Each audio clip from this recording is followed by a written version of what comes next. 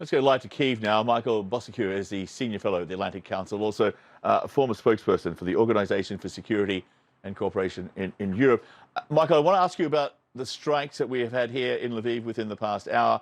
But first, a reminder to our audience and to you as well. Of course, you know the rules. We cannot give away locations of where these strikes took place. We cannot act as spotters for the Russian military, which is why we'll speak in general terms about areas that may have been hit. So what do you know about these 5 missile strikes here in Lviv? Yeah, as you reported, they were announced by the mayor. But what I can see from open source data, it looks like it's different, John, from the last strikes, which were more, there was a fuel depot, things like that, lots of black smoke.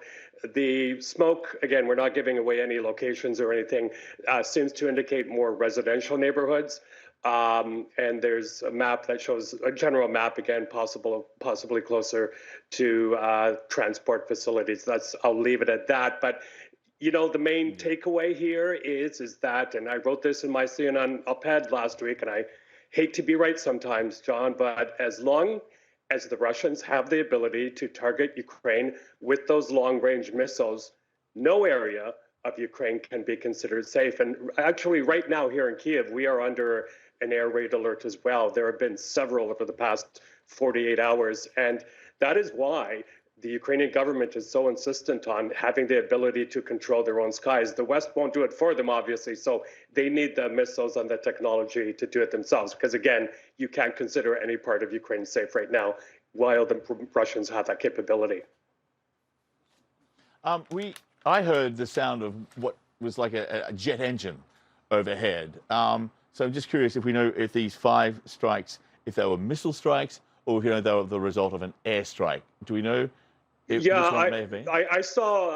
I saw aviation, as the Ukrainians call it, from one of the videos as well. But normally when they do these targeted strikes on Lviv, all of them in the past have been from a long distance away. The last one, if I'm not mistaken, being from over the Black Sea and the Azov Sea. So either from ships or from aircraft. So that goes to show you how far they can strike. But I don't think the Russians would put any aviation over the skies of Lviv, but I have heard, I mean, I was in Lviv just a week ago for the first time, what sounded like a Ukrainian helicopter or something like that. But generally speaking, in Western Ukraine, there is no aviation whatsoever.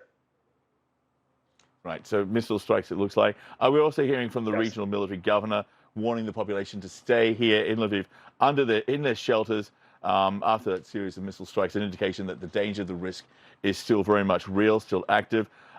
There is some kind of, I guess, discrepancy in the number of missile strikes. We're hearing from the regional military governor that it may have been 4. The mayor says 5 targeted missile strikes hit the city. I certainly counted 5 very loud explosions after hearing that roar of an engine or some kind of jet engine overhead. And as you say, this is all part of what appears to be an increased effort by the Russians to step up these long-range attacks, the artillery fire, the missile strikes, the air strikes, which, as you say, can happen pretty much at will on any part of this country. So the weapons that are now coming in from the United States, from the UK, from other NATO countries, are they enough to counter the Russian ability to strike anywhere that they want in this country with these kind of missiles? I think they're enough, John, to lessen the number of missiles because the Ukrainians seem to have more of an ability in places like Lviv to shoot down incoming missiles. Unfortunately, not as much this time. But what I'm hearing is that they're running out of missiles because they're using them very quickly. But the main thing they need right now is the electronic surveillance capability, but also the missile batteries that have lots of speed and lots of altitude, because these types of missiles need to be targeted from quite a distance away. So, speed, altitude, and also distance. I talked to a member of the National Guard just before I left Lviv a few days ago, and he said that's the #1 thing they need, because that, in a way, gives you protection of the skies from hitting targeted areas. But it's just heartbreaking and horrifying, because the other thing we have to remember is this is Holy Week coming up on the Julian calendar in Ukraine. So usually it's a time of mass migration, people going to meet with families and so on. And I think in Lviv, which is a very, very religious part of the country, believe me, is that a lot of people were hoping to celebrate more or less a normal Easter, if we can put it that way, even with these curfews. So this will, number one, make that much more difficult. But number two, I'm afraid that, in Lviv, we've had about 200,000 migrants staying there, if not more. These types of strikes scare them, of course, and that may cause more migration to the borders. And that's exactly what Mr. Putin is trying to do as well, is weaponize migration, put more pressure on those European countries. It's a horrible set of circumstances. Because just to recap what we can report here at this present point in time, these missile strikes appear to have hit more residential areas, which is different to what we had March 26, which was when a fuel depot was hit and set afire, which is different to what happened a week or so before that, when a military facility between here and the Polish border was hit also. So back then it seemed to be sort of more logistics or more military targets that they were going after. This now, if this is in fact residential areas which have been hit, then that is an attempt to terrify the local population.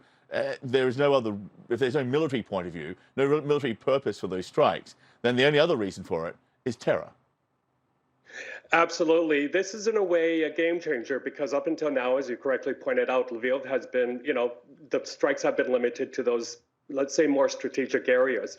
But now that they're hitting residential neighborhoods, that's, of course, an act of terror, but I think it's also a move to scare the local population. And then on top of everything you and I have just said is that Lviv is also a humanitarian hub now. I mean, the UN has a big presence there. It's a big distribution hub.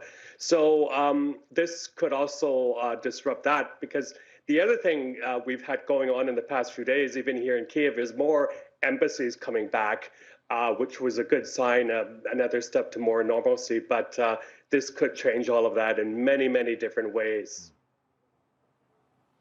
Yeah, it does seem to be certainly a different set of circumstances around this latest attack here on Lviv. And of course, the concern is what comes next.